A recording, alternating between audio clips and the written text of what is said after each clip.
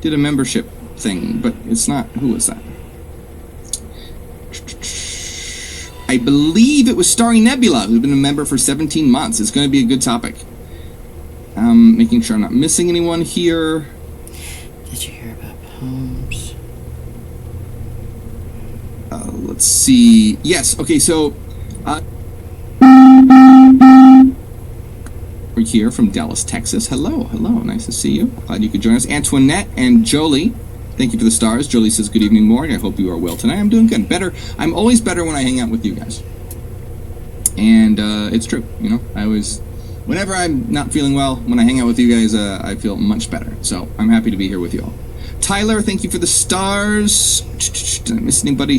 No. Oh, okay, I'm going back to days ago. All right, I think Gretchen, thank you for the stars. Appreciate that.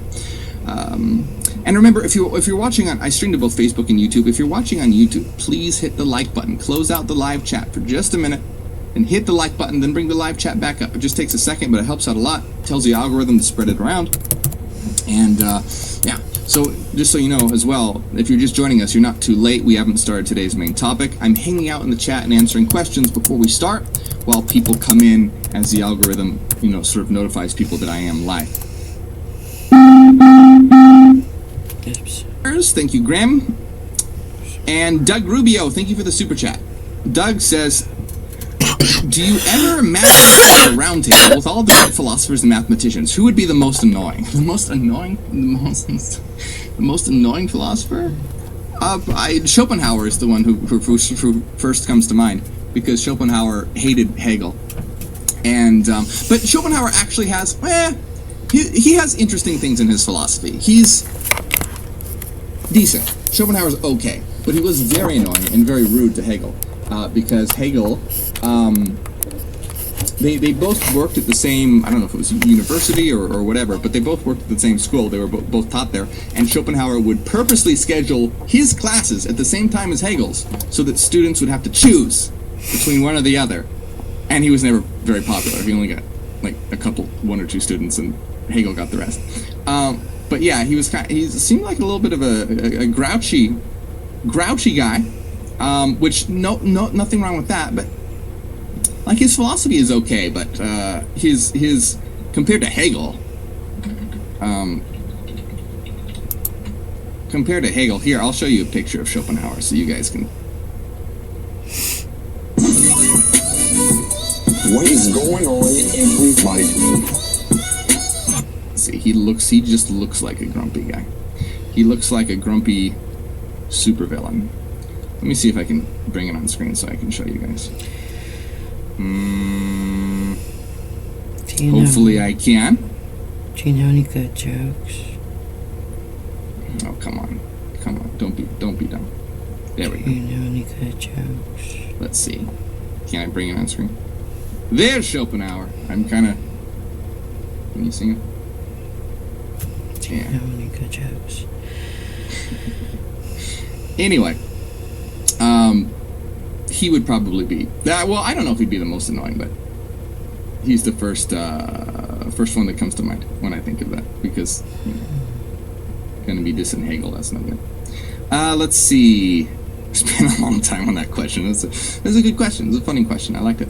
Sasha Carpenter, thank you for the super chat. Says thanks for the live stream. Ad Astra to you as well. I'm glad you enjoy my streams. I'm always happy when you can join us, Sasha.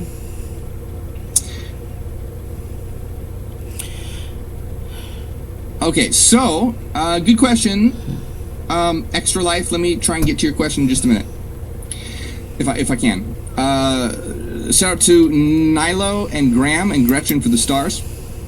I want to remind you all, if you're just joining us, you're not too late. But I will be talking about the main subject in just a minute. In the meantime, I'm answering questions. Angela, holy shit, thank you so much. Says, in Sin City to ditch Easter. Birthday is in February. How's the birthday going, Marty? Yeah, I thought you had a birthday, so I thought maybe you were celebrating it later. But you did it to ditch Easter. It's a good idea. Cool. It's a very good idea. Thank you so much for another super chat, Angela. You don't have to do that. I really appreciate it. Thank you. And the book is going well. The book's going very well. I'm still trying to manage my time. Every week I'm trying out new time management strategies. So it's going well, but I would like to be... The content is awesome. I'm extremely excited about the content. I just wanted to get it done faster. Who's your hero if you had one? C. Danny, thank you so much for a huge super chat. Thank you, C. Danny. You always give it... You guys are so nice. Thank you so much. What should we do for C. Danny? Let's do some serpents in the chat for C. Danny. Thank you so much, C. Danny. That's really appreciate that. It says, besides the book and weekly live streams, do you recommend other learning tools for us newbies? I always highly recommend a Philosophy 101 course. Highly recommend Philosophy 101 course. I always say that, and I feel like nobody listens to me. And it's so easy. If you go look on, and there's a specific one that I share all the time. But if you go look up a Philosophy 101 class on YouTube or something, it's going to be maybe 12 videos, 10, 12 videos. They're like a half hour, 45 minutes each. So you watch one video a day, you can get it done in less than 2 weeks, and it's so important. Because, the main thing that Hyperianism is about, it's about giving you the tools to reach a higher consciousness. It's not just telling you what to believe. It's teaching how to utilize your mind so that you can reach higher and higher stages of your growth. And so philosophy gives you a really good understanding of how to use reason in an effective way. Because people just sort of... people think that reason is just a thing that everyone has inherently, and we all have it to some capacity, but it's something that one needs to learn how to use. And I don't remember the quote exactly, but in Hegel's book, The Phenomenology of Spirit, he says something along the lines of, if you're going to be a scientist or a mathematician, people realize that you have to go to school for years or study and put in all this hard work, but he goes, but everyone thinks they're a philosopher. So and it's kind of true. Everyone just sort of thinks that, oh, I can do philosophy. It's as hard as any of the other subjects. So anyway, yeah, I always highly recommend a Philosophy 101 course. I always, there's a specific, if you're in the Citadel, I can post it in there. I always post it. But yeah, anyway, highly recommend it because it's super simple, takes less than 2 weeks, half hour, 45 minutes a day, and it'll give you a really firm foundation on how to learn how to reason properly, so you're just not, I don't want you to believe what I say just because I say it. I want people to weigh what I say via logic and reason and see why I come to the conclusions that I do, and then be able to apply it to their lives in a rational way so that they're actually growing and learning and all that, right? It completely defeats the purpose if you just have a bunch of people going, oh yes, I'm just going to believe whatever this person says. But anyway, really good question, and I appreciate that question. And yeah, I'm always happy to give resources on things like that, but that's definitely what I would recommend. What time is it wherever you might be right now?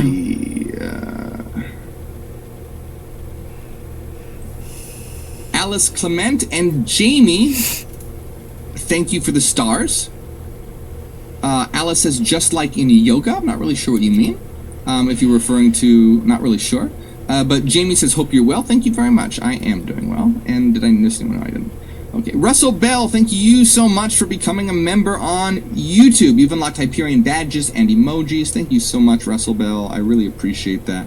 Let's put some signs of New Terra in the chat for Russell Bell. Is Kai here? Nice to see you if you're here, Kai. Also, I want to remind you guys that, Patreon is the best way to support my work. So, always consider if you want to check, check out my work or support my work. Patreon is always the best way. And if you choose all the cheapest options, it's only $5 a month. You get access to our weekly secret live streams, our hidden Discord server, the Citadel, and a lot more. I'll put a link in the comments if anyone would like to support there.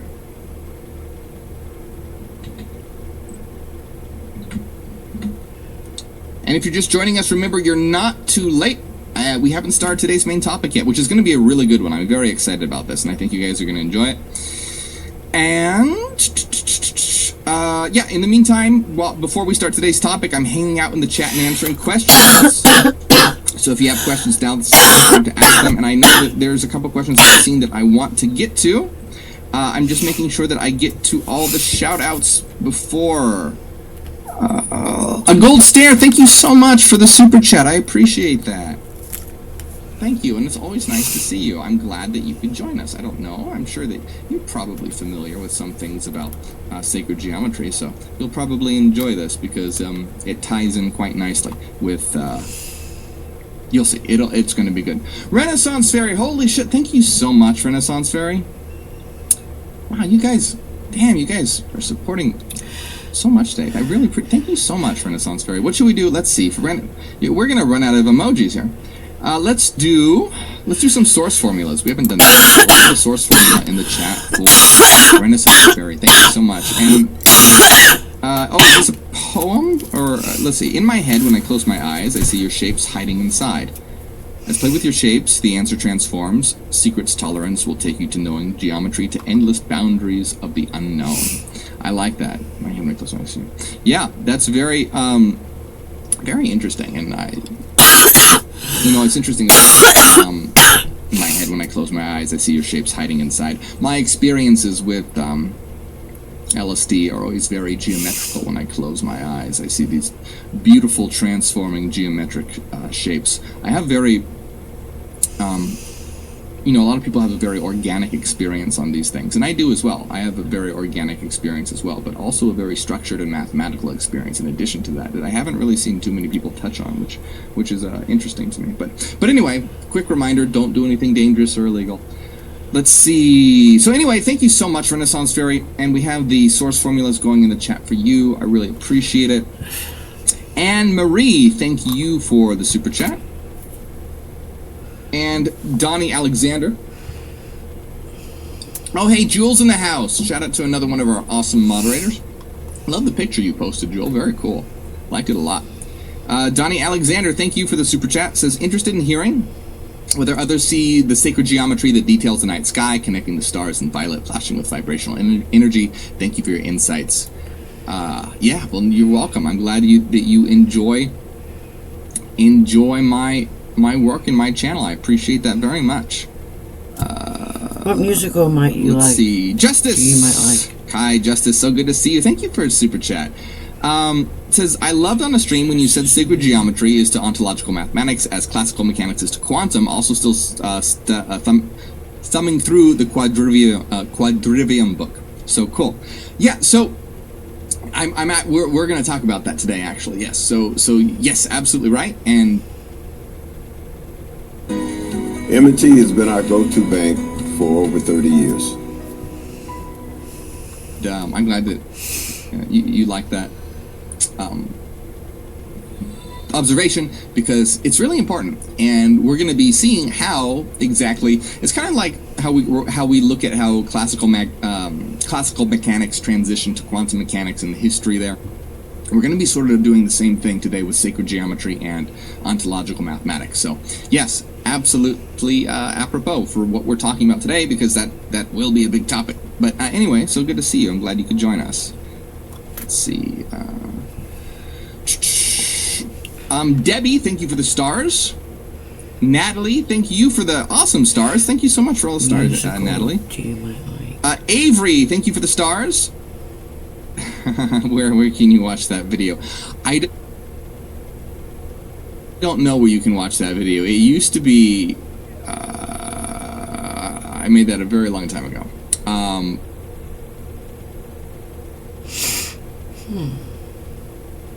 Oh, am I? Hopefully, I'm seeing that there is a slight buffering, but it should be fine now. If I start buffering a lot, let me know, but I think it's good now. Yeah, I don't know. that I made it a long time ago, and yes, it was not. I don't know. I don't know if someone has uploaded that or not. Let's see. And oh wait, Russell, I forgot to put your name on the board. Put your name up on the board, Russell. So again, thank you so much for becoming a member on YouTube. I appreciate it. Russell Bell, was it? I want to make sure. Russell Bell, yes.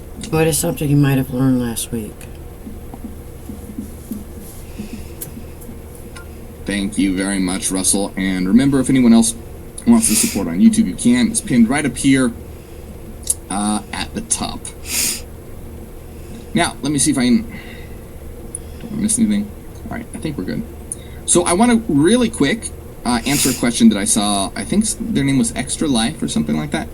Real quick, I want to answer it because I think it's an important question. I know most of you who follow me and this channel know the answer to this already, but I think it's important, and this person had the question. But real quick, he wanted to know, or she or they wanted to know, how come in a personal dream, when you go to dream at night, how come it doesn't obey the laws of physics? Why can you fly and do all that sort of stuff?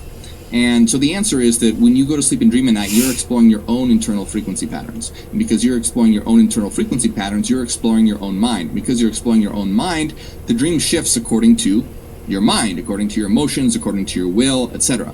Now, when we're awake here in the holos, the objective world, it's not just your frequencies that contribute to it, it's all the minds in existence. So because all the minds in existence contribute to the collective dream, it becomes a stable, persistent dream. And that's why you can't violate, you can't just get up and start floating or something like that, because it's not your dream to change, it's all of our dream together. It's a collective dream. So we all contribute to it, but when you look at it, each one of our contributions are very minimal in the vast, in the big picture.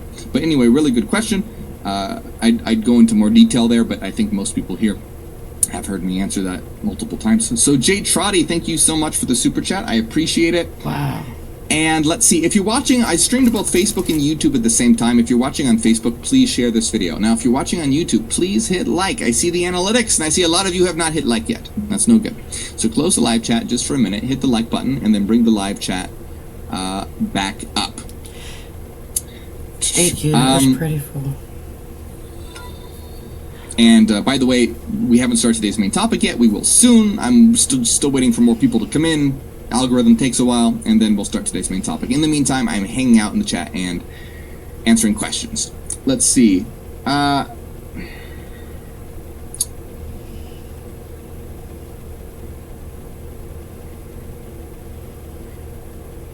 must Facebook be so buggy? So am I. All right, we're good. Carlos, thank you for the super chat. Says, how can we prove Hyperianism and disprove science? Well, we already have. So it's very important to understand the difference between proof and evidence. They're very, very different things. So a lot of the times when people say, prove it to me, they mean show me the physical evidence. And so physical evidence and proof are very different. And proof is, if it's done correctly, if it's a deductive proof, it's 100% certain, whereas evidence only gives a probability of something being true. And it's by definition, impossible to give physical evidence of something non-physical. However, you can give a proof of it. And so Hyperianism is so the idea that reality, and when we say Hyperianism has been proved, now, we're not talking about every single little tiny detail, but the big picture, as in this is a rational reality, and this is expressed through mathematics, things like this. So things like reality being rational, reality being mind, big picture things like this. Now, this can be guaranteed to know 100% certain because it is rationally necessary. It's impossible for it not to be so. And I've gone into some detail on this in many of my past videos, but I'm going to be going into this in great detail in the current book that I'm working on. And the reason and how we can disprove scientific materialism is, again, I've done so many videos on this. I'm trying to think of the particular title of one of them. But if you just take, there are so many logical inconsistencies in scientific materialism, and these and I think what people don't understand is that these inconsistencies aren't just like, oh, well, science doesn't know this particular thing yet, but they'll probably figure it out in the future. It's not like that. It's a logical impossibility that science has built itself upon, on things like randomness, on things like emergence, on things like mind somehow arising from matter. All these things are not possible. I mean, emergence, at least with regard to consciousness. Emergence in some other form, or subjectivity rather, but emergence in some other form is possible. But what I mean to say is that these are complete and total logical impossibilities. They cannot happen. Mind coming from matter, you as a subjective entity coming from matter, is impossible. logically impossible. It's and that should be obvious. But the problem is that scientific materialists aren't very good at reason. They really aren't. But they're not rationalists. They're empiricists, which means they take the data gathered by their senses and sensory experiments above reason, and that's the whole problem right there. Because they prioritize empirical evidence rather than logic and reason. And logic and reason will show you, doesn't matter, what your senses are telling you, this such and such is not possible, such and such is impossible. And I'm trying to think of a specific video off the top of my head, but I talk about this so much. Just go look at my videos, and I'm sure you'll find one of them talking about all the logical inconsistencies in science. I think one of them is about how consciousness could not have evolved, something like that. I had something else that I wanted to say too, but what was it going to be? Damn, it slipped my mind. But anyway, really good question, and again, as short as I can possibly answer it here, but you can find this information throughout my other videos, and in my upcoming book, I'm going to go into this very topic in very, very, very, excruciating detail. Michael Trombley, thank you for the super chat. I appreciate it.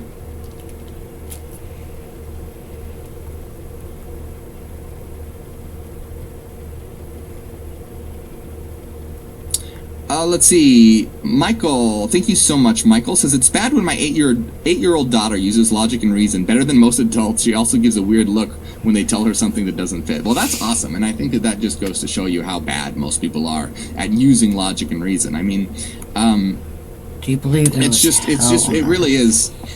People in the future are going to look back at humanity today and just they're going to be absolutely in disbelief and appalled, kind of like we look back at cave people and Neanderthals and all these different very early like Cro-Magnon and all that, because it's so shocking